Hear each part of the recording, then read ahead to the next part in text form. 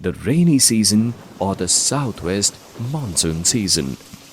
Rain brings a smile on millions of faces in the summer season.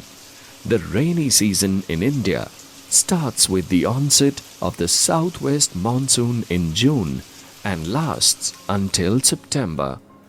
Temperature all over the country begins to fall as the monsoon rainfall intensifies.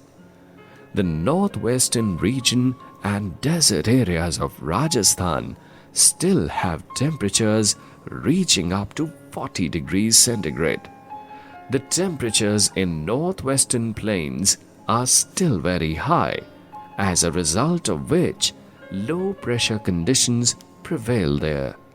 By early June, the low pressure conditions are powerful enough to attract the trade winds of the southern hemisphere. These southeast trade winds are of oceanic origin. Coming from the Indian Ocean, they cross the equator, enter the Bay of Bengal and the Arabian Sea due to the Coriolis force. After crossing the equator, they follow a southwesterly direction. This is why they are known as southwest monsoons. The interesting fact about these monsoons is that these monsoon winds follow a southwesterly direction throughout peninsular India, but their direction undergoes a change in Indo-Gangetic Plain where they move from east to west. The change in direction is due to relief features and thermal low pressure over northwest India. 3/4 of the total annual rainfall of India is received during this season.